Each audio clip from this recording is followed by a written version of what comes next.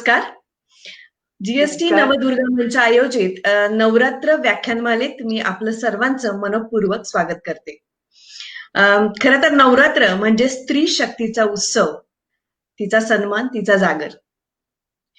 आपली शक्ती तिला मिळावी आणि सर्व दुर्जनांचा, दुःखांचा तिने नाश करावा हीच आपली आराधना असते. आणि या नवरात्रीत आपल्या सर्व दुःखांचा नाश होवो आणि आपली बौद्धिक वैचारिक कक्षा रुंदव ही अपेक्षा, आशा घेऊन आम्ही ही व्याख्यानमाला घेऊन आलो आहोत. आजचे पाहुणे जे आहेत ते नावाप्रमाणेच प्रतिभावान तर आहेतच, पण त्यांचे जे प्रोफेशन आहे आणि त्यांचा जो व्यासंग आहे हे दोन विरुद्ध बाजूला जाणारे ध्रुव आहेत असं मी म्हणेन. भौतिक शास्त्राच्या प्राध्यापक, व्याख्याती आणि गझल प्रबंधक, म्हणजे अगदी यांच्यावर प्रबंध लिहावा असे त्यांची ओळख आहे. खरोखरच कौतुकास्पद. मॅडमची मी थोडासा अल्प परिचय करून देते. प्राध्यापक प्रतिभा सराफ त्यांचं नाव आहे. मुंबईतील कॉलेजमध्ये भौतिकशास्त्र म्हणजे फिजिक्सच्या त्या प्राध्यापक आहेत. कविता, गझल, कथा, ललित गद्य, व्यक्तिचित्रण, कादंबरी अशी विविध विषयांवरची 7 पुस्तकं त्यांची प्रसिद्ध आहेत आणि त्याला 47च्या वर पुरस्कार मिळालेले आहेत. मी प्रतिभा, माझी प्रतिभा नावाचा स्वरचित कवितांचा वर आधारित कार्यक्रम त्या करतात आणि मॅजेस्टिकच्या ललित या मासिकामध्ये दृष्टिक्षेप हे पुस्तक परीक्षणाचं त्यांचं सदर चालू आहे. खरं तर ही खूप अल्प परिचय आहे त्यांचा, पण आपल्याला त्यांना ऐकायचं, परिचय तर आपल्यापर्यंत पोहोचतोच आहे. मॅडमची आता मी ओळख करून दिली आणि सुरुवात त्यांच्याच ओळीने करून देते. नाही पंखात बळ तरी ती उडू पाहते, ती साधी शिपाई आता लढू पाहते.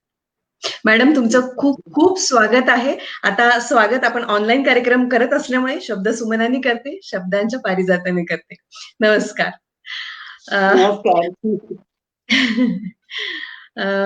आमचा जो समूह आहे जीएसटी नवदुर्गा मंच, याच्यामध्ये फक्त स्त्रिया आहेत असं नाही, तर हा कार्यक्रम करण्यासाठी सर्व मुली, मुले आणि ऑफिसर्स सगळे जे आहेत ते एकत्र मिळून नवदुर्गाचं काम करतात आणि त्याच्यामुळे हा फक्त स्त्रियांसाठी असा कार्यक्रम नाहीये, तर सर्वांसाठी हा कार्यक्रम आहे आणि सर्वांच्याच कक्षा रुंदाव्यात आणि दृष्टिकोन खूप चांगला व्हावा हा आमचा उद्देश आहे. मॅडम तुम्हाला मी एक प्रश्न विचारते, म्हणजे अगदी जेव्हापासून तुमचं मला व्याख्यानमाला ठेवायची तेव्हापासून डोक्यात असलेला विषय की तुम्ही फिजिक्स शिकवता, यू आर सायन्स स्टुडंट, आणि ते सायन्स स्टुडंट असणं म्हणजे ती लोक फक्त आणि फक्त त्या विषयातच असतात असं आमचं मत आहे. तर असा हा भौतिकशास्त्र विषय, खरं तर वृक्ष विषय शिकत असताना किंवा शिकवत असताना तुमच्या मनामध्ये हे जे साहित्याचं किंवा कवितेचं बीज रुजलं आणि त्याचा जो वटवृक्ष झाला, त्याचं काय कारण आहे? सर्वात आधी जीएसटी नवदुर्गा मंच द्वारा आयोजित व्याख्यानमालेत मी आपणा सर्वांचे स्वागत करते. आणि जसं गीतांजली यांनी आत्ताच सांगितलं की मी फिजिक्स शिकवते. फिजिक्स हा वृक्ष विषय असला ना तरी तो मी बुद्धी वापरून शिकवते, परंतु कविता या माझ्या हृदयातून उमलतात आणि मी त्या लिहिल्याशिवाय राहू शकत नाही. आता तुमचंच बघा ना की तुम्ही deputy commissioner of state tax मध्ये आपण काम करता. ऍग्रिकल्चर मध्ये MSc केलंय आणि MBA फायनान्स मध्ये केलंय. म्हणजे इथे पण मी पाहिलं की किती वेगळ्या वेगळ्या व्हेरिएशन्स आहेत. आणि अपंगांसाठी तुम्ही काम करता, अंधांसाठी तुम्ही काम करता, ब्लड डोनेशन कॅम्प घेता, अनेक अवेअरनेस कार्यक्रम तुम्ही करता. तर हे सुद्धा एक आपलं एक जसं आपण नवदुर्गा म्हणतो तसं प्रत्येक माणसामध्ये सगळ्याच नवदुर्गा सामावलेल्या आहेत आणि पुरुषांमध्ये पण. तर एका माणसामध्ये अनेक गुण असतात सामावलेले. आणि त्यामुळे कसं असतं की मी जेव्हा 10वी झाले तेव्हा कुठेतरी असं वाटत होतं की मला सायन्स पेक्षा मला थोडंसं आर्ट्सकडे जास्त कल होता. मी चांगले ड्रॉइंग काढत होते, मला शिवणकलेची आवड होती, मी पदार्थ खूप चांगले बनवायचे. म्हणजे पुढे मागे मी युट्यूब चॅनल उघडणार आहे पदार्थ बनवायचं. तर तर मला असे अनेक गोष्टींमध्ये आवड होती आणि मला असं लक्षात आलं की मला साहित्यामध्ये रुची आहे. परंतु इतके चांगले मार्क 10वीत मिळून गेले, की आई-वडिलांनी सांगितलं, "अरे बापरे! तू तर सायन्सच घ्यायचं." आणि सायन्सला घातलं मला. आणि नंतर असं झालं की मी बीएससीला जेव्हा गेले, एस-वाय बीएससीला मी शिकत होते. तेव्हा आमच्या कॉलेजमध्ये इस्राणी नावाचे एक सर होते. सिंधी भाषिक होते आणि ते अच्छा. आम्हाला केमिस्ट्री हा विषय शिकवायचे. आणि खूप छान शिकवायचे सर. एक दिवशी आणि आमच्या कॉलेजचे ते कल्चरल इन्चार्ज होते, सांस्कृतिक प्रमुख. ओके. ते आमच्या मुलांचे, विद्यार्थ्यांचे चांगले ड्रॉइंग्स, पेंटिंग्स असं सगळं कॉलेजच्या बोर्डवर लावायचे. तर एक दिवशी केमिस्ट्रीच्या तासाला ते माझ्याकडे चालत-चालत आले आणि मला म्हणाले, की कॉलेजच्या मासिकासाठी प्रतिभा तू एक कविता लिहून आण. माझ्यासाठी इतकं शॉकिंग होतं, की मी आयुष्यात कधी कविता लिहिलेली नव्हती. कविता मला आवडायची पण नाही. कारण त्या गाळलेल्या जागा, पहिली ओळ, शेवटची ओळ आणि माझं पाठांतर अजिबातच चांगलं नाही. त्यामुळे कवितेच्या कधीच मी नादी लागले नाही. मला कधी कविता आवडली नाही किंवा शाळेमध्ये ती रुचीच निर्माण झाली नाही माझ्यामध्ये. बरोबर. तर मी म्हटलं, "सर की कशाला?" तर सर म्हणाले, की "नाही, आपलं कॉलेजचं मासिक आहे. त्याच्यामध्ये मराठी, इंग्रजी, हिंदी, गुजराती, सिंधी सगळ्या भाषेतील आपल्याला साहित्य हवं आहे. तर तू दे." तर मी आणि सर निघून गेले. ओके. त्याच्यानंतर गणिताचा तास सुरू झाला. हं. आणि गणिताच्या वहीवर चक्क मी काहीतरी लिहिलं. काय लिहिलं मला माहीत नाही. मी विसरून पण गेले. आणि दुसऱ्या दिवशी केमिस्ट्रीचं प्रॅक्टिकल होतं. सर माझ्याकडे आले. मला म्हणाले, "प्रतिभा तुला काल कविता लिहायला सांगितली होती." म्हटलं, "सर नाही जमलं." तर माझी मैत्रीण होती जी माझ्या बाजूला बसायची. तिने पटकन माझी गणिताची वही बॅगेतून काढली आणि सरांपुढे तो कागद उघडून तिने दाखवला. आता कविता मी लिहिली का मला माहीत नाही. ती कविता होती का सरांना माहीत नाही. पण सरांनी तो कागद फाडून घेतला आणि सर म्हणाले, की "नाही, नाही, ही कविता मी आता कॉलेजच्या मासिकामध्ये छापणार." तर मी परत त्यांच्या मागे पळत-पळत गेले. म्हटलं, "सर, तुम्हाला खरंच कविता हवी तर घ्या. फक्त त्याच्या खाली माझं नाव टाकू नका." सर म्हणाले, "नाव टाकू नको का?" तर माझे ना त्या काळात काही गैरसमज होते. मी जे सरांना सांगितले, म्हटलं, "अहो, कवींपासून लोकं फार दूर पळतात आणि आज असं आहे, की या मंचावर मला कवी म्हणून बोलवलं जातंय." तर म्हटलं लोकं अव्हॉइड करतात आणि आणि कवींची लग्न वगैरे होत नाहीत. तर सर म्हणाले, "बरं, बरं, ठीक आहे. मी तुझी कविता अनामिका नावाने छापतो." आणि मग मी म्हटलं, "चला बाबा, आपल्या कॉलेजमध्ये जी काही इज्जत आहे आपली, ती राहून जाईल." आणि ओके. ती कविता छापून आल्यावर असं झालं, की खूप कौतुक झालं त्या कवितेचं. हां. आणि नंतर मलाच असं वाईट वाटलं, की अरे माझ्या कवितेखाली पहिल्या आयुष्यातल्या खाली नाव अनामिका आहे. आणि नंतर मग एका दिवाळी अंकाने ती माझ्या नावाने छापली. पण गंमत अशी आहे, की आजची अशी तारीख आहे, म्हणजे आजचं असं मला वाटतं, की माझ्या नावाच्या आधी फक्त कवयित्री शब्द असावा. तर वाह! वाह! एवढा असं क्या बात है. आयुष्यातला हा खूप छान मोठा मॅडम. प्रवास आहे. तर म्हणजे अशा खरंच तऱ्हेने मी तुमची कवितेकडे वळले. ही बुद्धी आणि मन यांचा तुमचा दोन बाजूनी जो प्रवास चालू आहे आणि त्याच्यातून फुटणारं व्यक्तिमत्व आहे तुमचं, जे आमच्या सर्व लोकांसाठी हां, खूपच आनंददायक आहे. हां. मॅडम, अ, कवितेचाच एक भाग म्हणजे गझल. आणि तुम्ही हां. गझलचा कार्यक्रमही करता. म्हणजे तुम्ही स्वतः लिहिता. मी तुमचं YouTubeवर पाहिलेलं आहे. खूपच अप्रतिम गझल्स आपण लिहिता. खरं तर कवितेपेक्षा थोडा वेगळा आणि थोडा कठीण गझल मानली जाते. तर तुम्ही गझलेकडे कसं काय आकृष्ट झालात किंवा कसे वळालात? साधारण अ, खूप वर्ष मध्ये गेली. जसं कविता लिहित होते, कविता हां. सुचत होत्या. कधी मार्केटमध्ये गेले, कधी समुद्रकिनारी गेले, तर कविता सुचत होत्या. अ, अशा एक 5-25 कविता लिहिल्या होत्या. लग्न झालं. हं, हं. त्याच्यानंतर काही कविता लिहिल्या. प्रेमात पडल्यावर काही कविता लिहिल्या, लग्न झाल्यावर लिहिल्या, मुलगी झाल्यावर लिहिल्या. आमचं एक जॉइंट फॅमिली होती. सासू-सासरे आम्ही सगळे एकत्र होतो. त्यांच्यावर लिहिल्या. त्यांचे मित्रमंडळी आले, तर त्यांना मी कविता ऐकवायचे. तर असं कवितेत होते मी.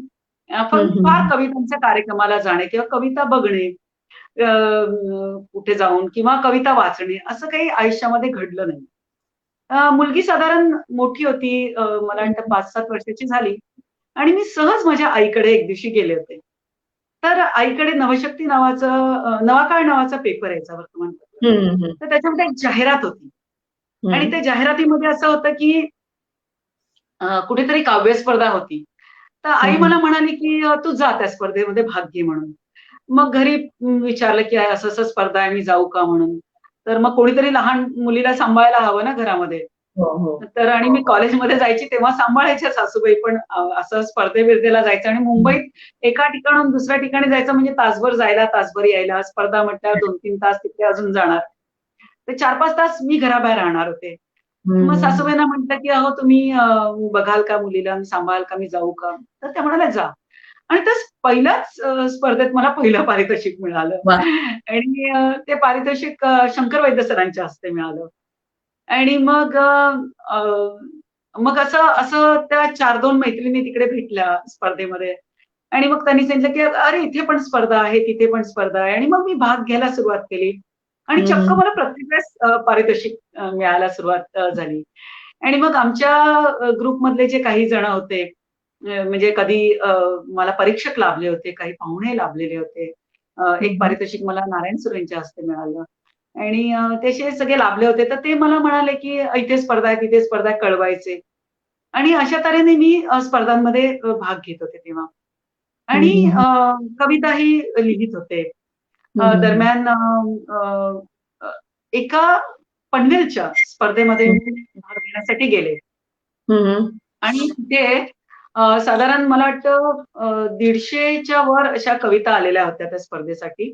ओके. हां, आणि हां. 10 कवींना पारितोषिकं होती. 1ला ते 10वा नंबर. हं, माझा हं, हं. 7वा किंवा 8वा नंबर आलेला असावा.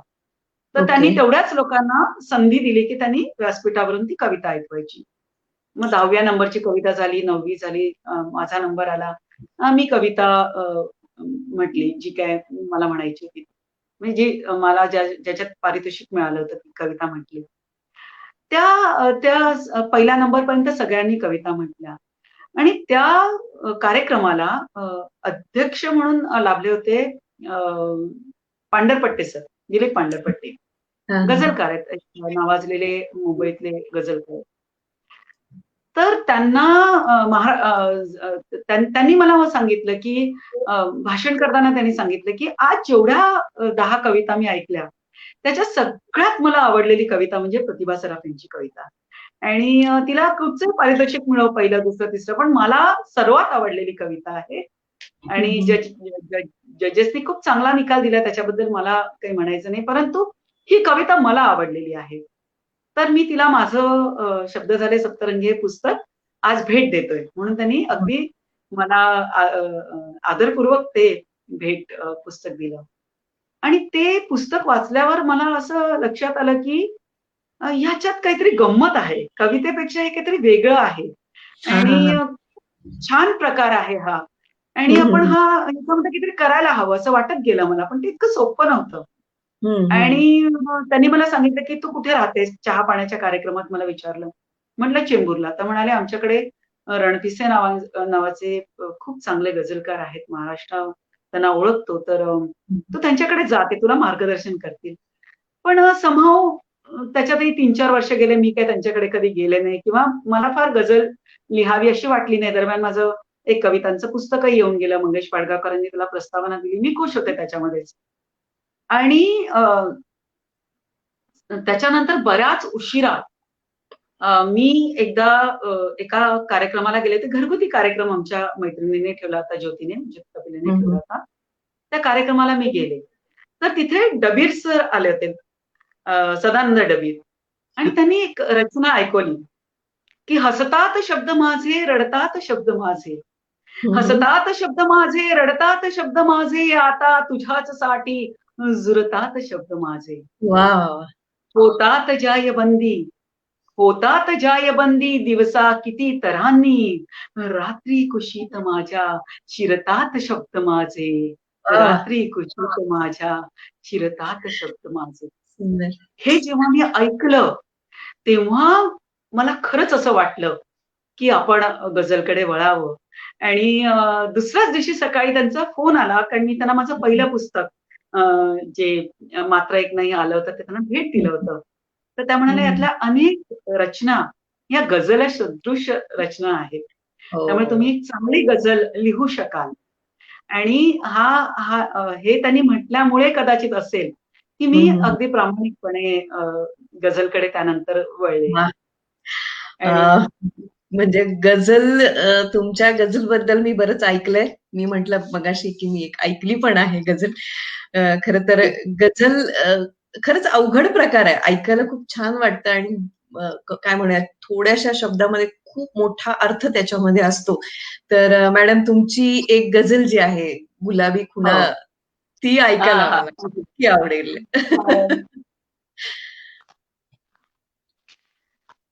मी त्याच्या फक्त 2 ओळी ऐकवते. आज बरं. प्लीज. गझल वेगळी ऐकवते की हं.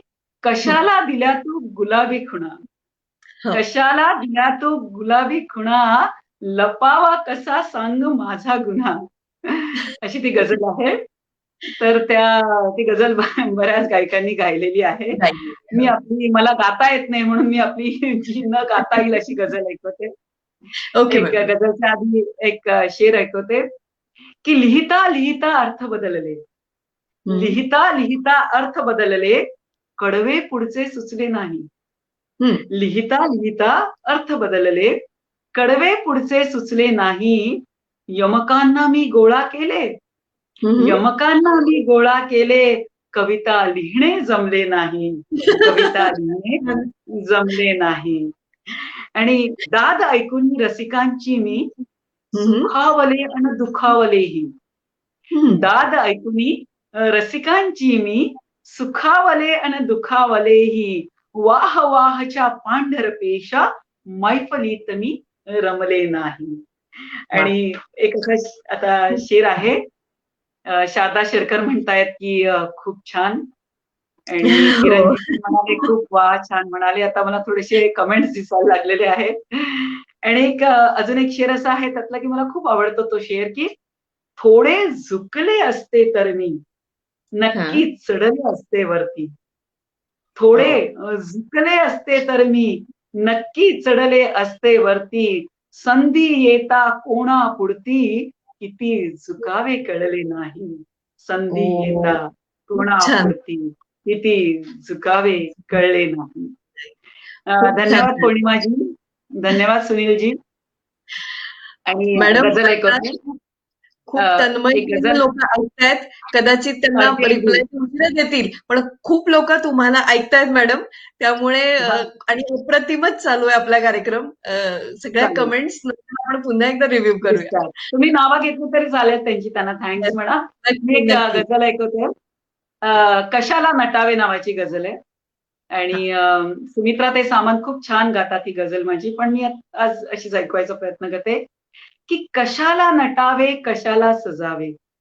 हं, हं. आज छान कोरोनाच्या काळामध्ये आपल्याला संधी मिळाली आहे नटण्याची. नाहीतर आपण सगळेजण 24 तास घरात असतो.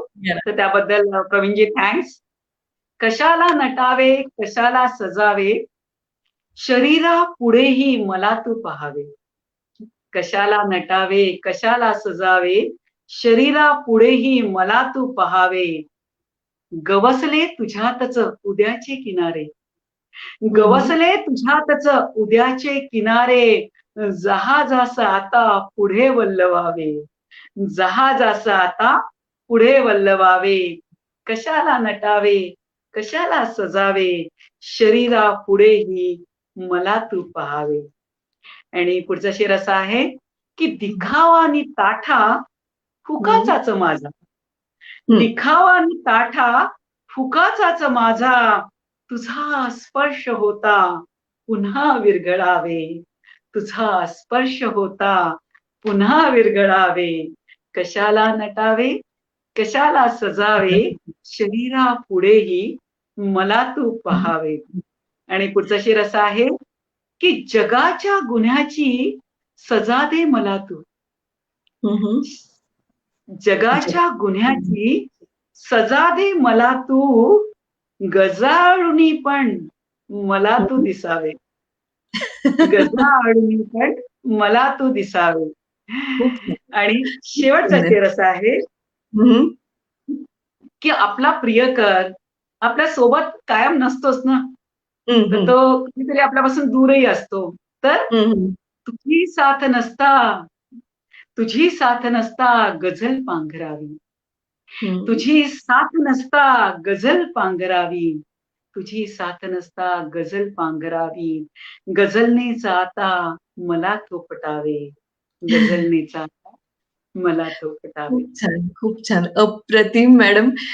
खरंच म्हणजे तुमचं नाव अगदी योग्य आहे. प्रतिभा खूपच अप्रतिम आहे. म्हणजे मी तर म्हणेन की सरस्वतीचा आशीर्वादच तुमच्या पाठीशी आहे. लोकं अगदी. खूप प्रयत्न करतात लिखाण चांगलं यावं म्हणून तुमच्यात ते उपजत आहे. मला इथे एक थँक्यू. प्रश्न पडतो की भौतिकशास्त्र शिकवताना तिथं कुठली गझल तुम्हाला सुचली का हो शिकवत असताना? नाही असं असं सुचत नाही. सुचणं हा प्रकार कधीही असतो. म्हणजे मी बसनी जाते, ट्रेननी हं, जाते. हं, हं. तेव्हा सुचते. कधी घरामध्ये काही कामं चालू असतात घरामधल्या लोकांची. तेव्हा हां, काहीतरी हां. सुचत असतं. अच्छा. फिजिक्स शिकवताना मी फक्त फिजिक्सच शिकवते. दुसरं काही म्हणजे करत मला नाही. काय पण म्हणायचंय, की हां. जेव्हा अशा 2 प्रतिभा एका व्यक्तीमध्ये असतात, तेव्हा त्यांचा हो. एकमेकांच्या कामांमध्ये डिस्टर्ब होतो का? म्हणजे जेव्हा नाही, तुम्हाला नाही. कवितेवर विचार करायचा अजिबातच असतो, नाही. त्यावेळी या अजिबातच नाही. कामाचा आणि त्या कामाचा एकमेकांशी काही क्लॅशेस होतात का? नाही, नाही. अजिबातच नाही. अच्छा. दूर-दूरपर्यंत म्हणजे नाही. म्हणजे तुम्ही जेव्हा गझल आणि कवितांचे कार्यक्रम करत असता, आणि त्याच वेळी जेव्हा तुम्हाला सकाळी कॉलेज असतं, तर त्यावेळी फिजिक्स शिकवत असताना तुम्ही तेवढ्याच आनंदाने म्हणजे जेवढ्या आनंदाने कविता आणि कार्यक्रम करता, तेवढ्याच आनंदाने फिजिक्सही शिकवता. अगदी, अगदी, अगदी. हा माझ्या अत्यंत आवडीचा, जिव्हाळ्याचा विषय आहे आणि मीच तो ठरवून घेतलेला आहे. त्याच्यामुळे मला खूप हं. आनंद होतो फिजिक्स शिकवताना आणि फिजिक्स विषयी पण मला तितकंच प्रेम आहे. मी तुमचा एक कार्यक्रम YouTubeवर पाहिला होता, ज्याच्यामध्ये तुम्ही विद्यार्थ्यांबद्दल बोलला होतात. त्यांना तुम्ही शिकवायचात आणि नंतर 10वीच्या मुलांचे त्याने क्लास घेतले होते. मला खरंच अगदी, तो अगदी. पाहून खूप आनंद झाला होता. खरं तर हां. शिक्षक म्हणजे कसं, की जर तो स्वतः हुशार असेल, म्हणजे चांगला शिक्षक आणि महान शिक्षक याच्यामध्ये काय फरक आहे? तर तो फक्त मी किती हुशार आहे आणि माझ्या डिग्र्या आणि मला किती येतं हे दाखवतो. तो खरंच चांगला शिक्षक म्हणता येईल. पण जो समोरच्यातल्या गुणांना वाव देऊन त्याला प्रोत्साहित करून त्याला पुढे नेतो आणि तू हे करू अगदी, शकतो ही जाणीव देतो, तो म्हणजे महान शिक्षक. तुम्ही अगदी, अगदी. कवयित्री आहात आज म्हणजे आपण गझलकार आहात, कवयित्री आहात, लिखाण करता म्हणून बोलवलंय. बट तुम्ही खूप चांगल्या शिक्षिका, प्राध्यापक आहात याचाही आम्हालाही खरा अभिमान आहे. अ, मॅडम हं. आणखी आता म्हणजे तुम्ही असं कविता आणि गझलवर काही आपलं थांबलंच नाही, कथा पण तुम्ही लिहिता. तर अगदी. कथा कसं काय म्हणजे कसं तुम्ही पुन्हा कथा कधीपासून लिहायला लागलात? आणि कसं काय पुन्हा कथेमध्ये घुसलात? या कार्यक्रमाचं नाव आपण साहित्यातील मुसाफिरी अशासाठी ठेवलंय, की मी कुठेही जाण्यापेक्षा माझ्याचकडे काहीतरी येत गेलं. म्हणजे त्याची गंमत अशी आहे, की हां, हां. जसं मी सांगितलं, की मी जेव्हा कविता स्पर्धांमध्ये भाग घेत होते, तेव्हा असंच कविता स्पर्धेसाठी भाग घेण्यासाठी मी एक त्या त्या स्पर्धेमध्ये असा नियम होता, की तुम्ही स्वतः पर्सनली आणून द्यायची ती कविता. आणि हां. मी चेंबूरला राहायचे आणि मी 8 लिमिटेड बसनी ती हं, हं. माझी कविता स्पर्धेसाठी म्हणून घेऊन चालले होते. हां, हां. आणि घेऊन चालले होते तर तो कार्यक्रम होता म्हणजे ज्यांना नेऊन द्यायचा होता ते ठिकाण होतं परेल. हं, तर हं, मी हं. बसमधून चालले होते. तर सायनला आमची अजून एक अशीच कविता स्पर्धेत भाग घेणारी मैत्रीण चढली. आणि हं, ती हं, म्हणाली, हं. "कुठे चालली?" म्हटलं, "असं-असं मी चालले आहे त्या माझी कविता देण्यासाठी स्पर्धेमध्ये." तर ती म्हटली, "अगं त्याला अजून वेळ आहे. अजून 8-15 दिवस आहेत. तर तू आज हं, घाई हं. कशाला करते? आज एक छान कार्यक्रम आहे वृत्तपत्र लेखक संघामध्ये. तर हं, तू हं. तिकडे ये. आपण तिकडे हे करू, एक छान कार्यक्रम बघू आणि आपण मग 2-4 दिवसांनी जाऊ ती कविता घेऊन. माझी पण मी घेऊन येते." म्हटलं काहीच हरकत नाही म्हणून आम्ही उतरलो वृत्तपत्र लेखक संघात जाण्यासाठी 2-4 स्टॉप परेलच्या तिथे आधीच उतरलो आणि हं, आम्ही हं, हं. आतमध्ये तिकडे गेलो. हं, हं. तिकडे गेलो तर एक नवीन चेहरा माझा म्हणून कदाचित कारण सगळे नोन लोक तिकडे बसलेले होते. मी एकटीच अननोन होती. तर ते अच्छा. माझ्याकडे आले दत्ताराम घुगे आणि गणेश केळकर माझ्याकडे आले आणि म्हणाले, "काय करता? कुठून आलात? कशासाठी आलात?" वगैरे, वगैरे. हं, हं, तर हं, मला हं. काहीच कल्पना नव्हती, की काय तिथे कार्यक्रम आहे. हं, तर मी हं. म्हटलं, की "नाही, ही माझी मैत्रीण आहे. तिच्यासोबत मी आले इकडे कार्यक्रमासाठी." तर ते म्हणाले, की "ठीक आहे. नाव काय तुमचं? करता काय?" वगैरे, वगैरे बोलून ते निघून गेले. हं, हं, आणि हं. त्याच्यानंतर काय झालं, की एक 15-20 मिनिटानंतर त्यांच्यामध्ये सगळी अशी गडबड मला जाणवली. काहीतरी आपसात बोलणं चालू होतं त्यांचं आणि ते माझ्याकडे परत आले. आणि मला म्हणाले, की "मॅम आज तुम्हाला एक छोटंसं काम करावं लागेल आमच्यासाठी." हं, म्हटलं, हं. "काय काम करायचं?" तर म्हणे, "नाही आमच्याकडे काय झालं जो प्रमुख पाहुणा आम्ही आज बोलवला होता तो आलेला नाहीये." तर बर. आज तुम्हाला आमचा प्रमुख पाहुणा व्हावा लागेल. आणि त्या प्रमुख पाहुण्याच्या हस्ते पारितोषिक आम्ही आमच्या लोकांना काही देणार आहोत. पण त्याच्या आधी एक स्पर्धा घेणार आहोत. आणि त्या स्पर्धेचं शीर्षक असं आहे, की मला आयुष्यात भेटलेला असा माणूस, ज्याने माझं आयुष्य बदललं. फार सुंदर विषय होता. आणि प्रत्येकाच्या आयुष्यात अशी एखादा तरी माणूस भेटतोच त्याला. खरंय, खरंय. सुंदर स्पर्धा होती. तर मी म्हटलं, "अहो, पण मी थोडंसं हडबडले." तर म्हणाले, "नाही, तुम्ही कॉलेजमध्ये शिकवता ना, त्यामुळे तुम्ही हं, एकदम योग्य व्यक्ती आहात. तुम्ही अनेक स्पर्धांचे परीक्षक झाला असाल." हं, हां, म्हटलं, हं, "ठीक आहे अहो तिथपर्यंत, पण भाषण वगैरे ते म्हणा काय त्याच्यामध्ये? ते हं, काय जे हं, काही स्पर्धा तुम्हाला वाटली त्याच्यावर भाषण करा." म्हटलं, "हरकत नाही." हं, हं, आणि मला जबरदस्तीने मी आपलं एक बघायला म्हणून गेले होते आणि मी तिथे पाहुणा म्हणून बसले. आणि ती हां. स्पर्धा झाली आणि मी काही तो निकाल लावला, भाषण केलं. आणि एक आपण सुटकेचा निश्वास सोडतो तसं मी आपल्या त्या तिकडनं बाहेर पडत होते माझ्या मैत्रिणीबरोबर. इतक्यात गेटावर एक गृहस्थ उभे होते आणि ते मला म्हणाले, की "काय करता मॅडम? कशा?" अ, अ, असं सगळं काहीतरी बोलत राहिले माझ्याशी. आणि मग मला म्हणाले, की "मला ना खूप आनंद अशासाठी झाला, की अ, मी पण ही अख्खी स्पर्धा बघितली आणि हं, मी हं. ज्याला पहिला दिला असता त्यालाच तुम्ही पहिला दिला. ज्याला हं, हं. दुसरा द्यायचा होता त्याला दुसरा, ज्याला उत्तेजनार्थ तिसरा द्यायचा होता त्याला उत्तेजनार्थ तिसरा. म्हणजे माझ्या डोक्यातला जो निकाल होता, हं, तसाच्या हं. तसा निकाल तुम्ही दिला. ही गोष्ट मला खूप आवडली. हं, हं. आणि हं, हं, हं. दुसरी गोष्ट मला आवडली, की तुम्ही भाषण खूप चांगलं केलं. हं, तर हं, हं. आणि मला कळलं, की तुम्ही असं वेळेवर तुम्हाला पाहुणा बनवले आणि तरी तुम्ही भाषण करताय. मला ही गोष्ट खूप आवडली आणि खूप चांगलं तुम्ही भाषण केलं. तर तुम्ही एक हं, काम हं. करा, आमच्या दिवाळी अंकासाठी एक कथा लिहा. म्हटलं, हो. "सर, मी कविता स्पर्धांमध्ये भाग घेणारी व्यक्ती आहे. छोट्या-छोट्या कविता लिहिते, स्पर्धेत भाग घेते, कथा वगैरे." तर म्हणाले, की "लिहा ना." मी म्हटलं, "कोणत्या अंकासाठी?" तर ते म्हणाले, "धनंजय दिवाळी अंकासाठी." तर मी हादरलेच. कारण माझ्या लहानपणापासून एक आवाज आणि स्त्री, मनोहर अशी जे काही 2-4 चंद्रकांत, हं, धनंजय हं. मासिकं यायची घरामध्ये दिवाळीत. त्याच्यातलं हे हं. मासिक मी लहानपणापासून घरात पाहिलेलं होतं. एवढ्या मोठ्या दिवाळी अंकाचा संपादक मला कथा लिहायला सांगतोय. ती पण आयुष्यातली पहिली कथा हां. आणि मी म्हटलं, की "सर प्रयत्न करते." तर म्हणाले, "नक्की करा." आणि माझी आई ना खूप बोलघेवडी आहे आणि अच्छा. खूप अशी तिच्याशी गप्पा मारायला लागला, की शेजारच्या, पाजारच्या, शाळेतल्या मैत्रिणींच्या इकडच्या इतक्या गोष्टी सांगत असते ना, मी त्या हां, दिवशी हां. घरी आले. आईला हां. फोन केला म्हटलं, "आई एखादी कथा सांग ना गं मला." आणि आईने कथाबीज मला दिलं. अच्छा, आणि ते अच्छा. कथाबीज मी त्या कथाबीजाची कथा लिहिली. अ, धन्यवाद अंजली. आणि तिने छान मला कथा सांगितली. त्याचं मी छान कथा लिहिली आणि पाठवली. आणि दुसऱ्याच दिवशी अत्यंत सुंदर हस्ताक्षरात छान पत्र आलं. धनंजय दिवाळी अंकाचे संपादक कुलकर्णी त्यांचं मला पत्र आलं आणि राजेंद्र कुलकर्णींचं आणि त्यांनी खूप कौतुक केलं. "ही कथा खूप छान आहे. कथा आम्ही दिवाळी अंकात घेत आहोत" वगैरे, वगैरे. ही जानेवारीची गोष्ट हं, आणि हं, हं. चक्क दिवाळी अंक येतात ऑक्टोबर, नोव्हेंबरमध्ये. मला हं, त्याचं हं. मानधन सुद्धा आलं. अरे! म्हणजे त्या दिवाळी अंकाचं मानधन सुद्धा एप्रिलमध्ये आलं. तर हं, हं. अशा तऱ्हेने माझा कथांचा प्रवास सुरू झाला. ओके. मग पुढे आणि कथा त्या दिवसात कशा गेल्या? म्हणजे हां, हां. आणि मग खरं तर तिथे एका कथेवर कदाचित थांबलेही असते मी. परंतु हं, हं. त्याची गंमत अशी झाली, की साधारण मला वाटतं हे ऑक्टोबर-नोव्हेंबरमध्ये दिवाळी अंक आला असेल. हं, हं. डिसेंबरच्या 2-3 तारखेला मला अजून एक फोन आला. हं. मी कुलकर्णी बोलतोय म्हणून. तर मी म्हटलं, "सर आपल्याला ओळखलं नाही." तर ते म्हणाले, "मी नवशक्ती दिवाळी नवशक्ती वर्तमानपत्राचा संपादक." म्हटलं, "सॉरी हं. सर, मला माहीत नव्हतं." मग ते म्हणाले, "काही हरकत नाही आमचा." मी म्हटलं, "नवशक्ती मी खूप लहानपणापासून ऐकतीये, की असं वर्तमानपत्र आहे. पण माझ्या कधी हं. वाचनात आलं नाही." तर म्हणे, "नाही, नाही, तुमची कथा मला एवढी आवडली हं, हं. म्हणजे दिवाळी अंकामधली, की तुम्ही आमच्या वर्तमानपत्रामध्ये सदर चालवा." सदर वाह! म्हणजे तुम्ही विचार करा हां, प्रत्येक रविवारी. मोठी जबाबदारी म्हटलं, "अहो खरंच. सर, मी आत्ता कुठे जेमतेम एक कथा लिहिली. सदर म्हणजे मला इतकं नाही जमणार म्हटलं आणि मी काही तशी काही कथालेखक वगैरे नाही." तर ते म्हणाले, "करता काय?" म्हटलं, "कॉलेजमध्ये." "अच्छा. शिकवता काय?" "फिजिक्स." "ओके. प्रॅक्टिकल घेता?" म्हटलं, "हो सर, रोजच प्रॅक्टिकल असतं 6 दिवस."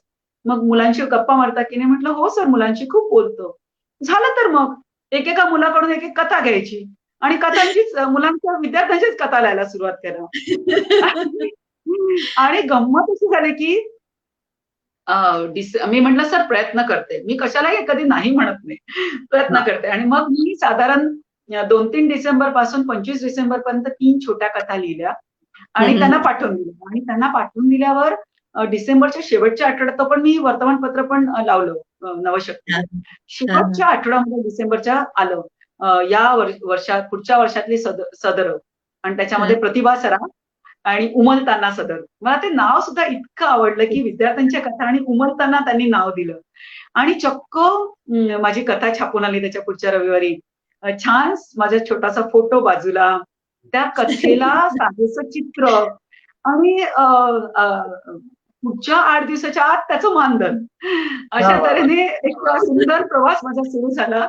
आणि मग बऱ्याच दिवाळी अंकांच्या स्पर्धांमध्ये मी भाग घ्यायला सुरुवात केली. तिकडे पारितोषिकं मिळत गेली, कथांसाठी सुद्धा, कवितांबरोबर. आणि मग माझं कथांचं पुस्तक आलं, ज्याला विजयाराजा देशपांडेंनी प्रस्तावना दिली आणि व्यास क्रिएशननी ते पुस्तक अत्यंत मानाने काढलं. हो. खूपच सुंदर प्रवास होता आणि तुमचं हे जे वाक्य आहे ते अधोरेखित करून ठेवावं असं वाटतं की मी कशाला नाही म्हणत नाही. समोर येईल त्या प्रत्येक गोष्टीला तुम्ही ऍक्सेप्ट करता, त्याच्यातल्या चांगल्या गोष्टींवर काम करता आणि त्याचा रिझल्ट हा तुम्हाला इतका आनंद देऊन जातो की तो आजही तुमच्या चेहऱ्यावरून आम्हाला तो दिसतोय. म्हणजे अगदी पहिली कथा लिहिली तेव्हा जे तुम्ही सांगताय तो आनंद आम्हाला तुमच्या चेहऱ्यावरून खरोखर दिसतोय. अंजली म्हणतीये क्या बात है. खूप प्रतिक्रिया येत आहेत मॅडम, पण मी पुढे जाते. मॅडम, तुम्ही ललित गद्याचे लेखन करण्यामागची प्रेरणा कोणती होती? ते कसं असतं ना, प्रत्येक गोष्टीची साखळी असते आणि गंमत असते. तर एकदा वृत्तपत्र लेखक संघामध्ये हा कार्यक्रम केला आणि त्याच्यानंतर वृत्तपत्र लेखक संघामध्येच एकदा मी गेले होते आणि तिकडे मला श्याम पेंढारी नावाचे कुसुमाकरचे संपादक भेटले आणि त्यांनी मला सांगितलं की तुम्ही आमच्या अंकासाठी, कुसुमाकरसाठी तुम्ही एक ललित गद्य लिहा. तर ते ललित गद्य म्हणजे मी म्हटलं अरे बापरे, म्हणजे ते फार दुर्गा भागवतांचं वगैरे वाचलेलं होतं की खूप चांगलं मराठी हवं आणि खूप अनुभव हवा आणि असं सगळं माझ्याकडे काही नव्हतं. तर ते म्हणाले काही नाही हो, सोपं आहे ते लिहिणं, लिहा तर आणि काहीतरी लिहा, असं त्यांनी खूप आग्रह केला. आणि जीवनात विनोदाचे स्थान हा मला टॉपिक दिला त्यांनी. आणि मग मी विचार केला की हो खरंच आजूबाजूला घडणारे विनोद, विनोद म्हणजे काय वगैरे वगैरे सगळं असं करून एक मी लेख लिहिला आणि त्यांना पाठवला. त्यांना तो खूप आवडला. तो दिवाळी अंक छापून आला आणि मग ते वाचकांच्या पत्रामध्ये वगैरे लोकांनी खास त्याचा उल्लेख केला की चांगला लेख आहे म्हणून. आणि मग असं झालं की मग मी बऱ्याच लोकांनी जाहिराती कोणी सांगितलं, कोणी प्रवास वर्णनावर लिहायला सांगितलं, कोणी काय असं करत अनेक, कोणी तर सोनं हा विषय दिला त्याच्यावर लिहा. अरे बाप. मग त्याच्यावर लिहिला. असे विविध विषयांवर मग मी ललित गद्य लिहायला लागले. आणि आकाशवाणीवर खूप चांगला कार्यक्रम असतो, ऐसी अक्षरे रसिके म्हणून. त्या कार्यक्रमात मला बऱ्याचदा बोलवलं गेलं आणि तिथे एक ललित गद्याचा छोटासा नमुना किंवा एक पॉझिटिव्ह थॉट, सकारात्मकता सकाळी सकाळी 4 मिनिटं मध्ये तो 4 मिनिटाचा लेख असतो, तो लिहायचा असतो. मग त्या निमित्ताने 20-25 लेख माझ्याकडून लिहिल्या गेले आणि त्या ललित गद्याचं पण एक माझा कोणीतरी नावाचं पुस्तक आलं, जे व्यास क्रिएशननी केलं.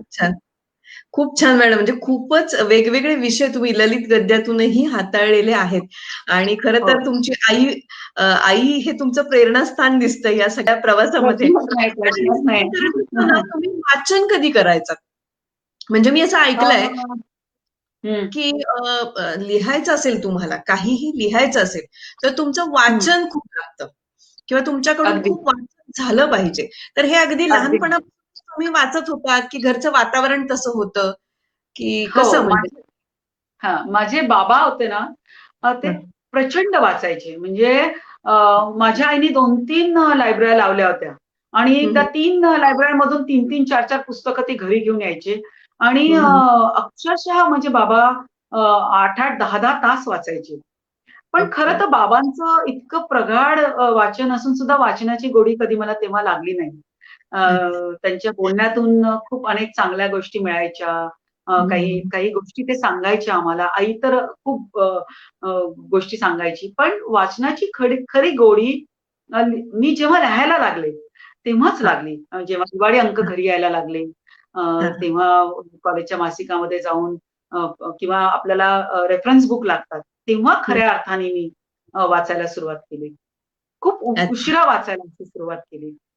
हा, पण तुमच्या कानामध्ये सगळ्या गोष्टी आधीपासूनच पडत हो, होत्या आणि हो. त्याचा परिणाम तुमच्या हो. मनावर हा अगदी अगदी, लहानपणापासूनच अगदी. होत होता असं म्हणायला हरकत नाही. हे मात्र तुमचे भाऊ किंवा बहीण जे आहेत त्यांना पण अशी हां. आवड आहे का साहित्याची? नाही, मला 2 बहिणी आहेत, एक छोटी, एक मोठी. त्यांना अजिबातच आवड नाहीये दोघींनाही. त्यामुळे फक्त मलाच ती आवड निर्माण झाली. निर्माण झाली तीही नंतर असं तुम्ही म्हणताय, पण ते बाळकडू हां. तुम्हाला लहानपणीपासूनच मिळत होतं, असं तुमच्या आता हं. बोलण्यावरून जाणवतंय. हां. व्यक्तिचित्रणाचं पुस्तक जे आहे तुमचं, ते खरं तर वाचलंय मी. विद्यार्थी, पोलीस ऑफिसर, प्रशासकीय अधिकारी, कवी, लेखक, साहित्यिक या सगळ्यांची मुलाखत त्याच्यामध्ये आहे. तर याच्याविषयी आम्हाला जरा थोडं सांगाल का? व्यक्तिचित्रणाच्या पुस्तकाची पण अशीच गंमत झाली, की अ, मी काही असं ठरवून काही लिहिलं नाही. हं, अ, हं. अ, एकदा मला एका दिवाळी अंकाच्या संपादकांनी उन्नयन नावाचं दिवाळी अंक होता आणि त्याचे हं, संपादक सुनील सरांनी मला सांगितलं, की "प्रतिभा, तू अशोक नायगावकर सरांची मुलाखत घेऊ शकशील का?" हं, आणि हं. मग नायगावकर सरांची मुलाखत घेतली. पण त्याच्या आधीची अशी गंमत झाली, की हे सर्व मी म्हणजे ही एक मुलाखत मी सांगते. पण याच्या आधी मी जी पहिली मुलाखत घेतली ती शन्ना नवरेंची मुलाखत घेतली. तर त्याची तर खूपच मोठी गंमत आहे. आणि शन्ना नवरेंनी काय म्हणजे एकदा काय झालं, की मी हे जेव्हा कवितांमध्ये नव्हते, कविता स्पर्धांमध्ये भाग घेत नव्हते तेव्हाची गोष्ट आहे. तर तेव्हा मी अ, एका योग केंद्रामध्ये, एका व्यक्तिमत्व विकास शिबिरामध्ये योग या हं, हं. विषयावर बोलायचं. योग हा हां. मला माझ्या आवडीचा विषय आहे. तर त्याच्यावर मी अच्छा. भाषण द्यायचे त्या शिबिरामध्ये. तर एकदा एक महाराष्ट्र टाइम्सचा पत्रकार त्या शिबिरामध्ये भाग घ्यायला आलेला होता. मग माझं भाषण ऐकल्यावर तो म्हटला, की "तुम्ही हे जे काही बोललात ना, ते मला तुम्ही लिहून देऊ शकाल का?" म्हटलं, "कशासाठी?" तर म्हणे, हं, "नाही, हं. मला महाराष्ट्र टाइम्समध्ये हा लेख छापायचा आहे." अच्छा. तर मी लिहून दिला त्यांना. अगदी हं, तिकडेच बसून जे काही बोलले ते लिहून दिलं अर्ध्या तासामध्ये. आणि तो हं, हं. लेख चक्क महाराष्ट्र टाइम्समध्ये छापून आला हां. हं, तर हं, माझी हं. काही तशी कोणाची ओळख-बिळख नव्हती किंवा काय ऑकेजन होतं मला आठवत नाही, पण ते छापून आला. हां, आणि हां. तो लेख वाचल्यावर एका संपादकाने, अनिलराज डोकड़े नावाचा संपादक, लीला दिवाळी अंकाचा संपादक आहे ते. तर त्यांनी महाराष्ट्र टाइम्सला अनेक फोन केले. हं, आणि हं. त्यांनी सांगितलं, की हे कोणी लिहिलंय? प्रतिभा सराफ कोण? तर ते काय म्हणाले, की ते कुठेतरी त्या आर्टिकल खाली माझा फोन नंबर असेल, त्यांनी टाकून दिला असेल. पण त्यांनी 4-5 वेळा फोन केला आणि त्या आर्टिकल खालचा नंबर त्यांनी शोधून त्यांना दिला. या हं, हं. गृहस्थांनी मला फोन केला आणि ते हां. मला म्हणाले, की तुम्ही मला हे करा, काय करा, की आमच्या दिवाळी अंकासाठी तुम्ही शन्ना नवरेंची मुलाखत घ्या. मी अच्छा. म्हटलं काहीतरी काय हो? काय संबंध? कशाचा काय संबंध? नाही तुमचा योगावरचा लेख खूप छान आहे. तर हं, तुम्ही खूप हं. छान लिहू शकाल. अहो म्हटलं, हं. "अहो तो योगावरचा लेख कुठे आणि मुलाखत कुठे?" तर ते म्हणाले, की "ते आम्हाला माहीत नाही. पण तुम्ही मुलाखत घ्या आमच्यासाठी." आणि मग त्यांनी मला विचारलं, "तुम्ही कोण? काय, काय?" वगैरे, वगैरे. आणि मी म्हटलं, की "ठीक आहे." जसं नाही म्हणायचं नाही. हो. आणि मी हो म्हटलं आणि मग त्यांनी मला सांगितलं, की 2-3 दिवसांनीच ती मुलाखत घ्यायची होती. आणि माझ्याकडे काहीच म्हणजे शन्नांचं वाचलेलंच नव्हतं काही कधी. मग माझी एक मैत्रीण आहे रजनी कुलकर्णी म्हणून. तर मी तिला फोन केला आणि मी तिला म्हटलं, की "अगं, असं-असं शन्नांची मला मुलाखत घ्यायला सांगितली आहे." तर ती म्हणाली, की "ठीक आहे, मी तुला सांगते." ती प्रचंड वाचते, प्रचंड वाचते आणि अ, खूप सिनेमे पाहिलेले होते, नाटकं पाहिलेली होती. तिने मला इतकी माहिती दिली शन्नांविषयी, की काही न वाचता मी तुमची एकदम मस्त मुलाखत घेतली. पण अच्छा. गंमत म्हणजे मी जेव्हा शन्नांना फोन केला, की असं-असं मला या दिवाळी अंकाच्या संपादकांनी सांगितलंय, की तुमची मुलाखत घ्यायची. तर त्यांनी मला सांगितलं, "अहो मॅडम काय आता माझ्याविषयी सगळं छापून आलेलं आहे. लाईव्ह हं. मुलाखती झालेल्या आहेत, टीव्हीवर मुलाखती झाल्यात, आकाशवाणीवर मुलाखती झाल्यात. आता माझं एवढं वय झालं, की माझ्याकडे सांगण्यासारखंच काही नवीन नाहीये." तर मग मी थोडीशी अशी नर्व्हस झाली आणि तर हं, ते म्हणाले, "करता काय?" म्हटलं, "काही नाही, कॉलेजमध्ये फिजिक्स शिकवते." हं. असं तसं मी आपली बोलत गेले.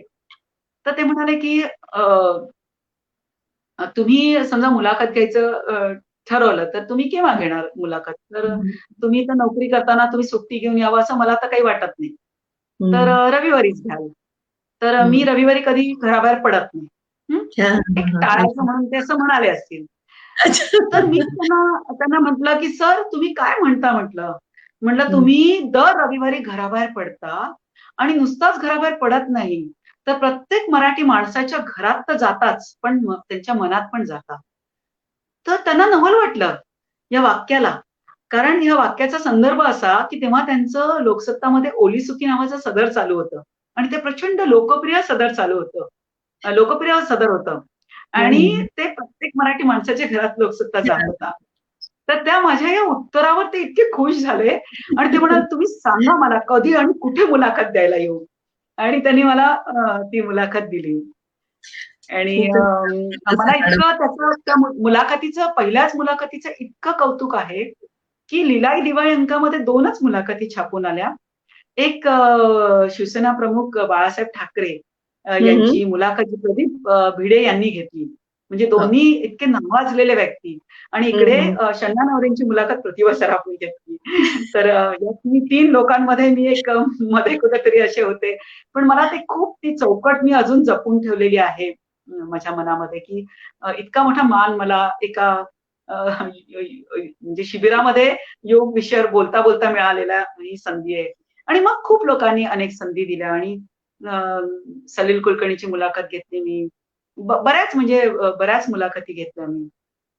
खूपच छान मॅडम, खूपच छान. याच्यात म्हणजे बघा म्हणजे मला असं जाणवतंय की तुमच्या आजूबाजूला जी लोक आहेत की नाही, ती सुद्धा इतकी महत्वाची आहेत, की अशी हो. समृद्ध करून टाकणारा तुमचा सगळा आजूबाजूचा परिसर सुद्धा आहे आणि तो दरवळ असा पसरतो. म्हणजे तुम्ही आज सांगताना आम्हाला असं वाटतं की तुमच्या आजूबाजूला ती लोकही आता तिथे उपस्थित आहेत तुमच्या बरोबर. अगदी, अगदी. आणि ऑब्झर्वेशन तुमचं प्रचंड छान आहे. तुम्ही जे सांगताय त्याच्यावरनं लक्षात येतंय. आमचा आता कोणीतरी प्रतिसाद दिलाय की उमलणाऱ्यांसाठी प्रेरणा देणारा हा तुमचा प्रवास आहे. आणि अंजली म्हणतेय अनेकांना उमलण्यासाठी प्रेरणा देणारा तुमचा प्रवास आहे. म्हणजे असे खूप कमेंट्स येतात मॅडम. म्हणजे खरं आता थांबवता येणं शक्य नाहीये. तुम्ही इतकं सुंदर सांगताय आणि इतक्या वेगवेगळ्या विषयांवर तुम्ही बोलताय, की कुठल्या विषयावर कुठे थांबावं हे खरं मलाही कळत नाही. असं वाटतं प्रत्येक गोष्ट तुम्हाला विचारावी. खरं तर मला तुमची पहिली कविता ही ऐकायची होती. जर तुम्हाला आठवत असेल तर प्लीज आमच्यासाठी ती सादर करा. थोडा वेळ लागला तरी चालेल, वेळ घेत असाल तरी चालेल. पण मला ती मला ऐकायची. चालेल, हरकत नाही. ती कविता अशी होती की थेंब नावाची कविता होती आणि थेंब नावाची कविता होती की मी नभीचा थेंब व्हावे, मी मी नभीचा थेंब व्हावे आणि तू चातक बनावे. मी नभीचा थेंब व्हावे आणि तू चातक बनावे. पानरेषा तू न गळता, पानरेषा तू न गळता तू मला हलके टिपावे, तू मला हलके टिपावे. मी नभीचा थेंब व्हावे, मी मनीचा थेंब व्हावे, मी मनीचा थेंब व्हावे, पापणी मध्ये वसावे. मी मनीचा थेंब व्हावे, पापणी मध्ये वसावे. अन जरा गाली सरकता, अन जरा गाली सरकता तू मला ओठात घ्यावे, तू मला ओठात घ्यावे. मी मनीचा थेंब व्हावे, मी सरीचा थेंब व्हावे, मी सरीचा थेंब व्हावे आणि तू ढेकूळ व्हावे. मी सरीचा थेंब व्हावे आणि तू ढेकूळ व्हावे. अन तुझ्यावर वर्षता मी, अन तुझ्यावर वर्षता मी, तू ढगासम विरघळावे, तू ढगासम विरघळावे. अप्रतिम, मी अप्रतिम. सरीचा थेंब व्हावे. आणि शेवटी असं म्हटलंय की मी झऱ्याचा थेंब व्हावे, मी झऱ्याचा थेंब व्हावे, तू झऱ्याचा काठ व्हावे. मी झऱ्याचा थेंब व्हावे, तू झऱ्याचा काठ व्हावे. अन तुझ्यातून वाहताना, अन तुझ्यातून वाहताना तू मला मिरवीत न्यावे, तू मला मिरवीत न्यावे. मी झऱ्याचा थेंब व्हावे. वा मॅडम, खूपच सुंदर, खूपच सुंदर.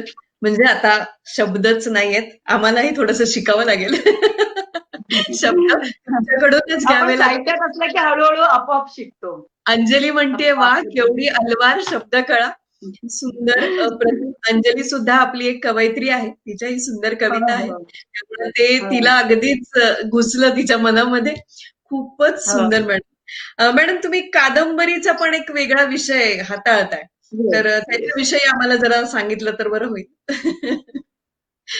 कसं असतं ना की आपण प्रेमात पडतो, नंतर आपलं लग्न होतं आणि या दरम्यान अनेक आपल्या आठवणी जमा होतात या सगळ्या गोष्टींच्या. तर बरोबर. या आठवणींना मला कुठेतरी अ, त्या आठवणी मला सगळ्या उद्धृत करायच्या होत्या. तर तर ते कसं करायचं? म्हणजे मला आत्मकथन लिहायचं नव्हतं. अजून आत्मकथन लिहायला भरपूर वेळ आहे. बरं. तर म्हटलं की मग काय करूया? या सगळ्या आठवणी आपल्या हळू-हळू विरळ होत जातात ना. हं, हं. तर म्हटलं लगेच त्या लिहाव्या आपण.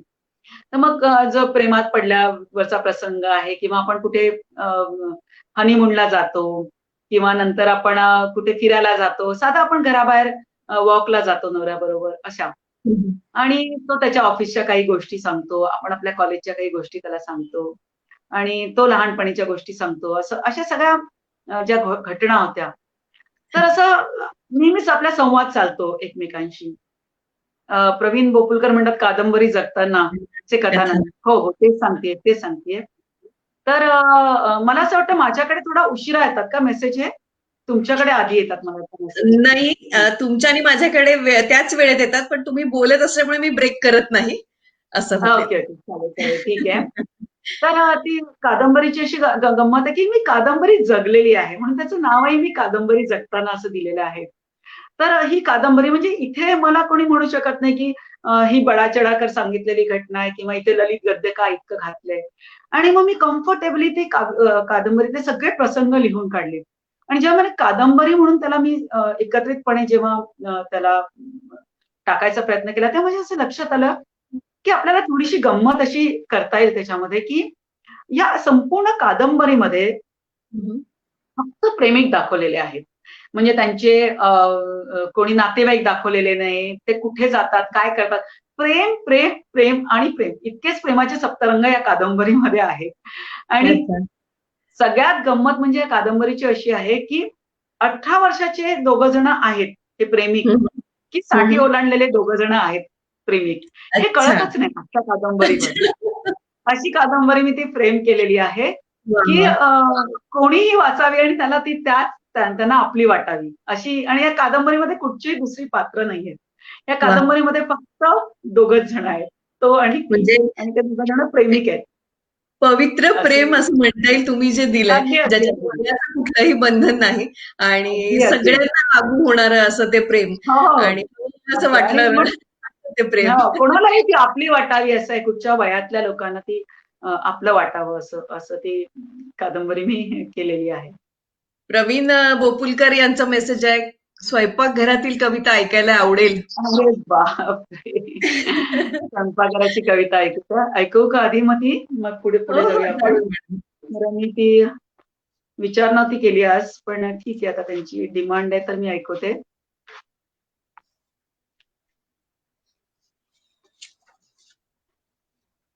मला आधी सांगितलं असतं तर मी शोधून ठेवली असती ना सर. ठीक आहे. ठीक आहे, हरकत नाही. अ, स्वयंपाकघर माझी खूप आवडीची कविता आहे आणि थोडंसं ना स्वयंपाकघर कवितेविषयीचं बॅकग्राऊंड पण मला सांगायला आवडेल, की एकदा काय झालं, की माझे सासूबाई स्वयंपाकघरामध्ये कुकर लावत होत्या हां, आणि हां. सोफ्यावर बसून मी टीव्ही पाहत होते. नवऱ्यानी बेडरूममध्ये मोठ्याने स्टिरिओ लावला होता. मोठ्याने गाणी ऐकत होता तो. इकडे माझे सासरे संध्याकाळची वेळ असल्यामुळे देवाला दिवा लावून आरती म्हणत होते आणि समोरच्या डायनिंग टेबलावर माझी मुलगी मैत्रिणीशी गप्पा करत फोनवर बसली होती. हं, आणि या हं. सगळ्या गदारोळामध्ये मी चक्क हातात कागद घेऊन काहीतरी लिहित होते आणि हं, ते हं. जे काही मी लिहिलं ती ही कविता स्वयंपाकघर. आणि वाह! गंमत म्हणजे या कवितेतला एक शब्दही मला कधी बदलावा लागला नाही. कारण ही कविता अशीच आतून आली आणि मी फक्त ती लिहिली. म्हणजे कविता आपल्याला खरंच कोणीतरी देऊन जातं. आपण फक्त ती लिहितो. आपण एक फक्त माध्यम असतो असं मला वाटतं. आणि खरंच. अशी ही कविता आहे.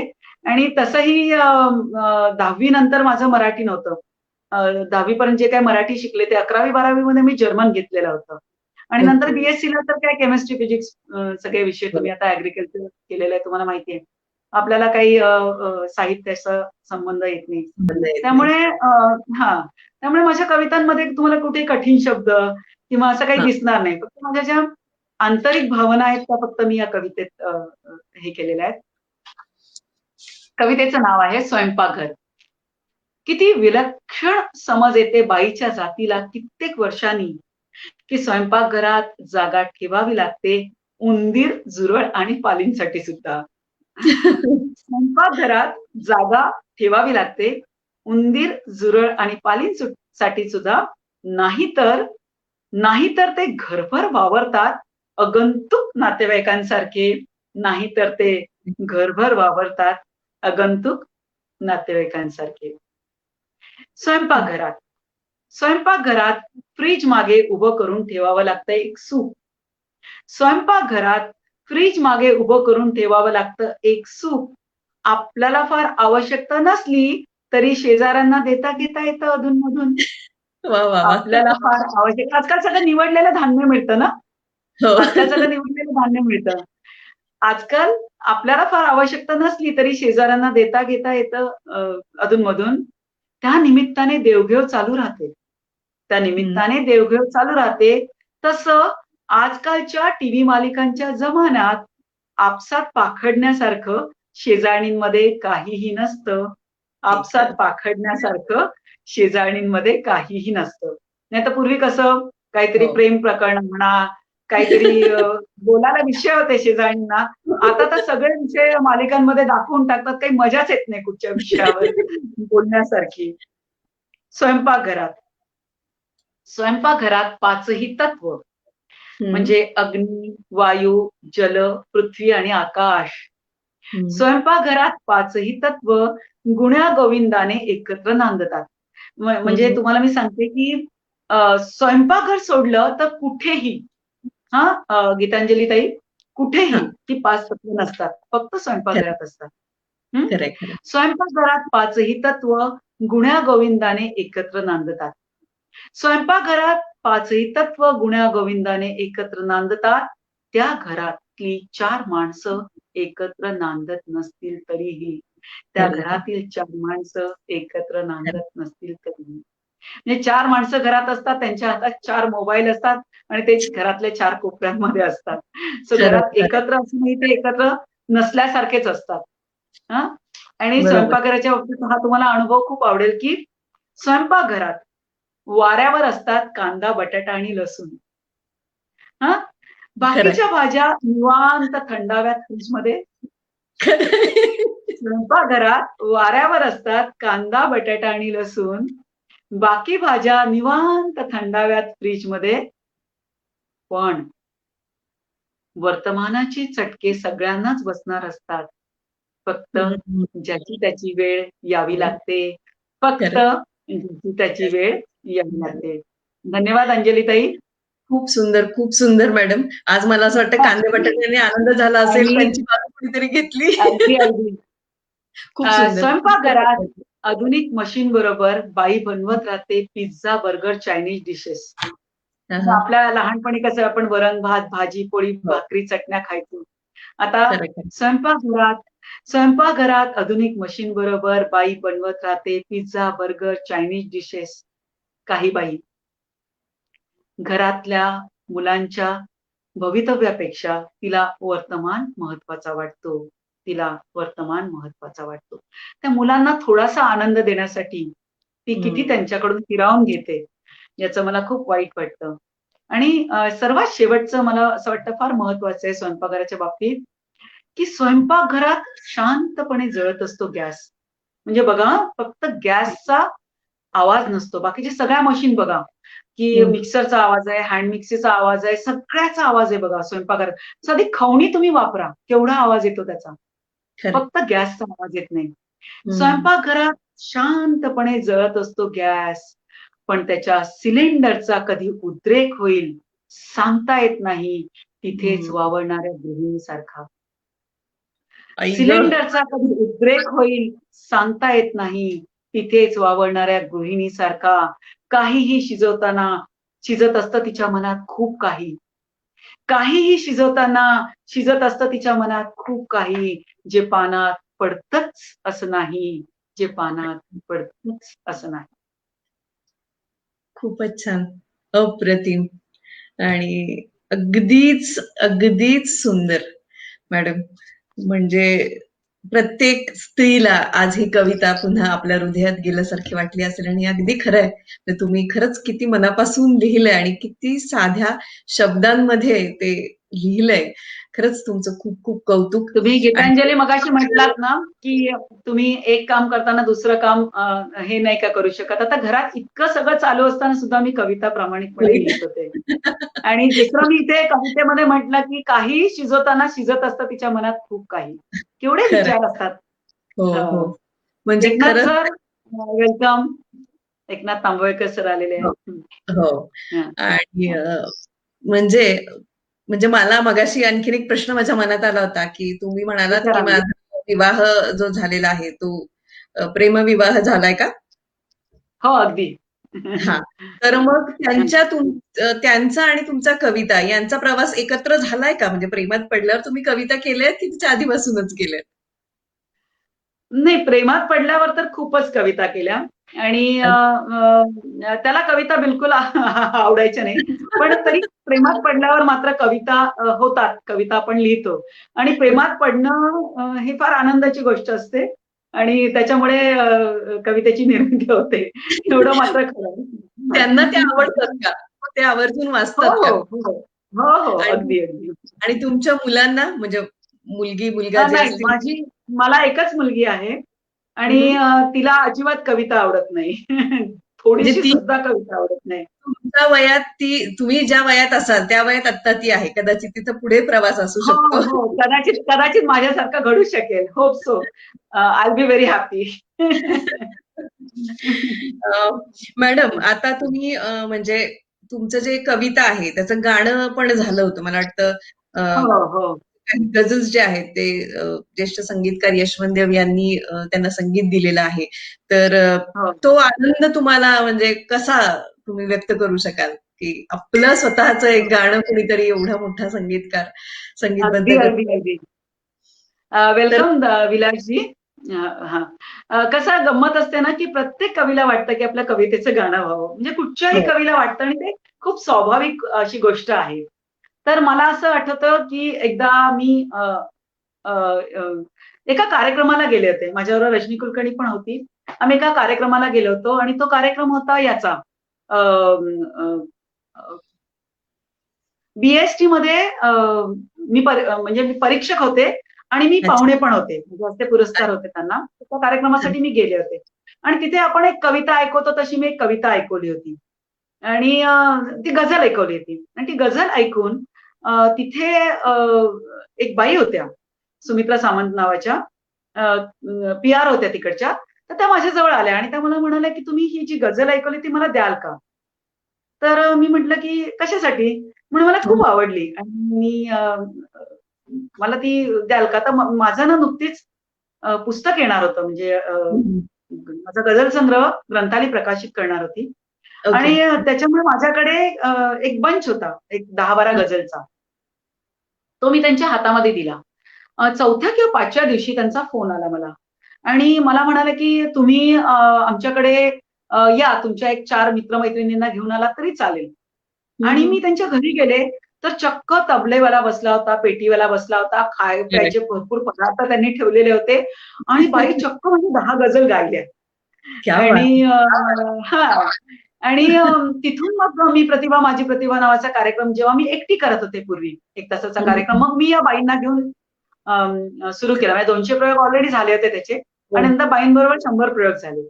आणि जसं यशवंतदेवांचं म्हटलं, तर एका हं, माझ्या मित्राचा कार्यक्रम होता आणि त्या हं. कार्यक्रमाला यशवंतदेव पाहुणे म्हणून होते आणि चहा-पाण्याच्या कार्यक्रमामध्ये त्या मित्राने ओळख करून दिली, की प्रतिभा चांगल्या गझल लिहिते म्हणून. तर सर म्हणाले, "यार पाठवून दे की तुझ्या गझल काही माझ्याकडे." म्हणून मी त्यांना 10 गझल पाठवून दिला आणि चक्क त्यांनी 10च्या 10 गझलला चाली दिल्या. इतकंच नाही तर माझं पुस्तक जे येणार होतं, त्याच्या पुस्तकाला म्हणजे मंगेश पाडळकरांच्या हस्ते प्रकाशन होतं. तर मंगेश पाडळकर आणि यशवंत हस्ते त्या पुस्तकाचं प्रकाशन झालं. तर वा. आणि आता सर्वात सर्वात गमतीदार प्रसंग, की एका दिवाळी अंकामध्ये माझी एक गझल प्रसिद्ध झाली. ती आता ती तुम्ही म्हटलात, की कशाला दिला तू गुलाबी खुणा. हा. आणि कसा कोणास ठाऊक तो अंक औरंगाबादच्या वैशाली कुर्तडीकर नावाच्या गायिकेच्या हातात तो गेला आणि त्यांना ती खूप आवडली आणि त्यांनी त्याला संगीत दिलं आणि त्या गायल्याही अनेक कार्यक्रमात. जवळजवळ 3 वर्ष त्या गात आहेत आणि त्यांची माझी भेट आत्ता झाली या FB प्रोग्रामच्या दरम्यान.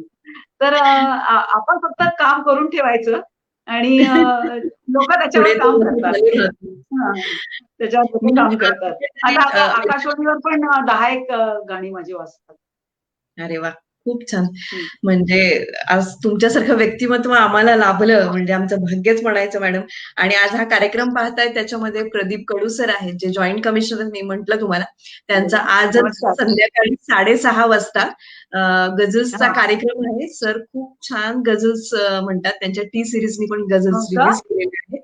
अरे तर वाह! त्यांना अप्रोच करायला मला पाहिजे आता. आज नक्की. 6:30 हा कार्यक्रम आहे. YouTube चॅनलवर मी त्याचं लिंक आपल्याला पाठवते अरे वाह! आणि क्या तेही बात है! पाहता त्यांनी आपलं खूप कौतुक केलेलं आहे मॅडम. अ, म्हणजे मलाही खूप आनंद होतोय, की असा सगळा परिवार आपल्याशी जोडला जातोय. अ, हो, हो. मॅडम तुमची जी खूप आवडलेली कविता असेल जी, ती जरा सादर करू शकाल का तुम्ही? हो, जरूर, जरूर. खरं तर आता तुम्ही म्हटलात, की हे आलेत, ते आलेत. तर कविता ही माणसं जोडण्याची चळवळ आहे. म्हणजे कवितेमुळे खरंच मला प्रवीणसारखा भाऊ मिळाला. तर असे अनेक माणसं आपल्याला आपण जोडला जातो त्या माणसांशी. आता तुम्ही माझ्याशी जोडला गेलात, तर आता हे आपलं संबंध कायमच पुढे राहणार आहे. तर खरं. कविता ही माणसं जोडण्याची चळवळ आहे, याच्याबद्दल काही प्रश्नच नाहीये. एक कविता ऐकवते. अं, तसं प्रत्येकालाच आपल्या सगळ्याच कविता आवडत असतात आणि मला ना अशी छोट्या कविता लिहायची खूप सवय आहे. पण त्यानंतर ऐकवते. पण आधी एक छोटी कविता. त्यातल्यात एक छोटी. अस्तित्व नावाची कविता आहे, की अचानक वीज जाते. अचानक वीज जाते तेव्हा सहज वावरते बाई. हं, हं, हं, हं. अचानक वीज जाते तेव्हा सहज वावरते बाई. तिला माहीत असतं घरात कुठे आहे मेणबत्ती आणि कुठे आहे काडेपेटी. हं. अचानक वीज जाते तेव्हा सहज वावरते बाई. तिला माहीत असतं घरात कुठे आहे अ, अ, काडेपेटी आणि कुठे आहे मेणबत्ती. ती धडपडत नाही. ती हं. धडपडत नाही ते शोधताना, ती लावताना. ती धडपडत नाही ते शोधताना, ती लावताना. क्षणार्धात घर उजळून निघतं आणि प्रत्येक वस्तूचं अस्तित्व जाणू लागतं. वॉव! क्षणार्धात घर उजळून निघतं आणि प्रत्येक वस्तूचं अस्तित्व जाणवं लागतं. पण बाईचं अस्तित्व मात्र तेव्हाही जाणवत नाही आणि केव्हाही जाणवत नाही. केव्हाही काय? जाणवत नाही. किती छान आपल्याकडे लिहिलंय. सरिताताई आलेल्या आहेत, सरिता गुजराती. अक्षरधान नावाचा फार सुंदर अंक त्या काढतात, दिवाळी अंक. Welcome madam. स्वागत तुमचं सरिताताई, स्वागत. आणि खूप सरिता सुंदर गुजराती. कार्यक्रम झाला आहे. हं. आणि खूपच अप्रतिम लिहिलंय मॅडम, म्हणजे अगदीच मनाचा आणि ठाव घेतलाय. अजून एक बायकांच्या बाबतीत आज नवदुर्गा कार्यक्रम चालू आहे. तर एक कविता अजून एक अशी ऐकवते जी सगळ्या समजतं. कारण खाद्यपदार्थ, खाणं, स्वयंपाकघर हे काय फक्त बायकांचंच वावर असतो तिथे असं नाही. पुरुषांनाही ती जागा फार आवडते कारण त्यांनाही खाण्यापिण्याची फार आवड असते. तर एक कविता आहे, बायका नावाची कविता आहे, की बायका भरत राहतात. बायका भरत राहतात मसाले, वातुळ वांग्याच्या आत, कडू कारल्याच्या आत, चिकट भेंडीच्या, नाहीतर पोकळ ढोबळी मिरचीच्या आत. हां? बायका भरत राहतात मसाले, वातुळ वांग्याच्या आत, कडू कारल्याच्या आत, चिकट भेंडीच्या, नाहीतर पोकळ ढोबळी मिरचीच्या आत. किती सहजपणे बदलून टाकतात त्या मूळ चव भाजीची. किती सहजपणे बदलून टाकतात त्या मूळ चव भाजीची आणि मिटक्या मारत खाताना पाहत राहतात माणसांना. आणि मिटक्या मारत खाताना पाहत राहतात माणसांना.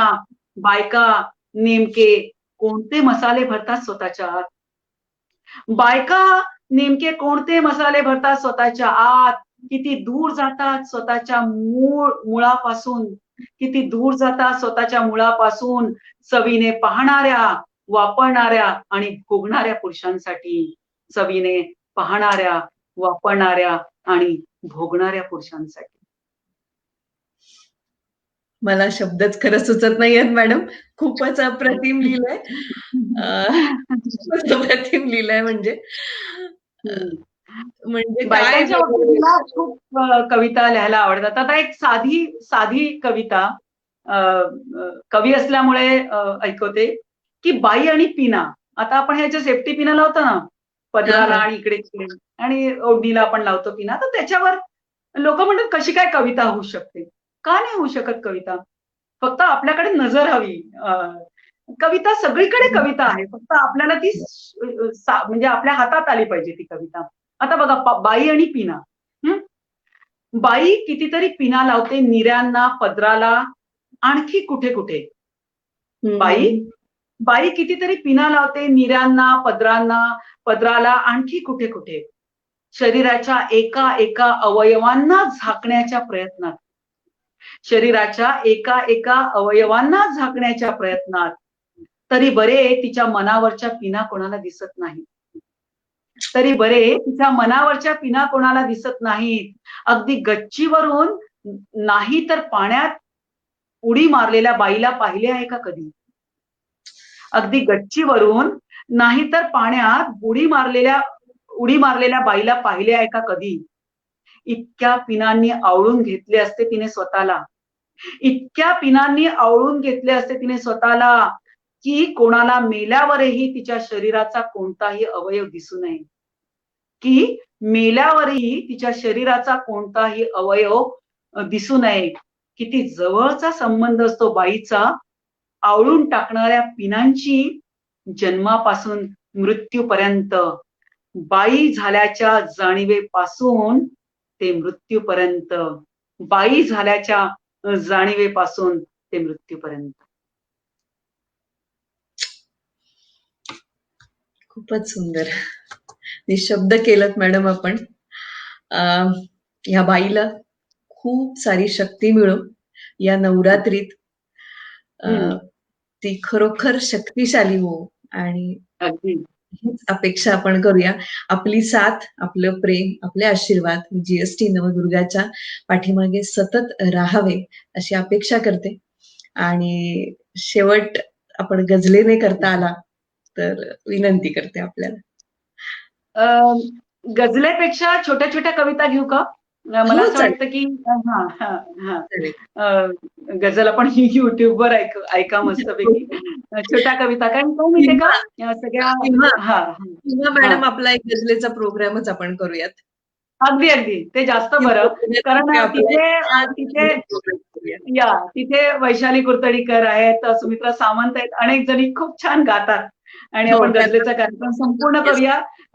गायकांच्या तोंडून गझल ऐकणं हे खूप वेगळी अनुभूती असते. तर एक छोट्या कविता हा एक वेगळा प्रकार आहे माझ्याकडे आणि मला खूप वाटतं की कविता ही खूप छोटी असावी, कारण तो अल्पाक्षरी प्रकार आहे.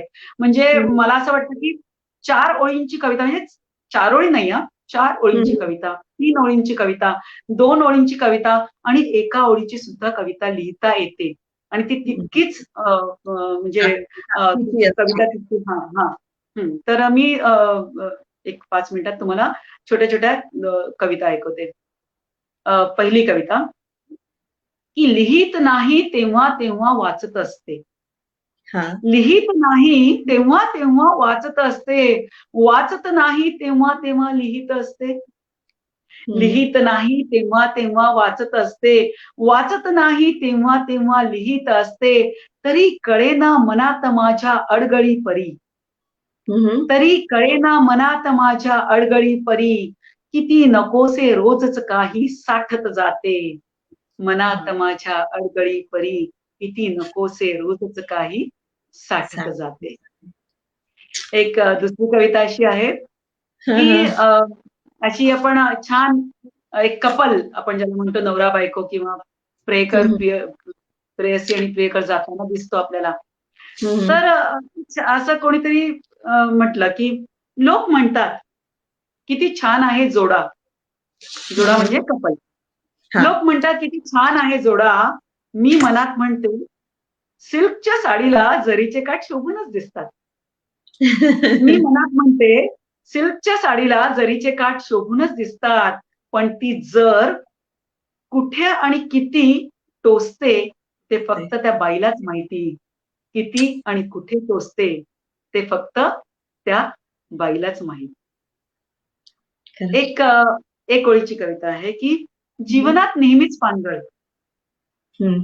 जीवनात नेहमीच पानगळ, पण सहन करण्यास्तव आंदण मिळालं शब्दबळ. सहन हा. करण्यास्तव आंदण मिळालं शब्दबळ. खूपच नंतर छान. एक वेदना नावाची कविता आहे आणि पायाचं नख तुटतं कधी कधी. हम्म. पायाचं नख तुटतं कधी कधी, त्या वेदना हळहळत नाहीत तळव्याशी.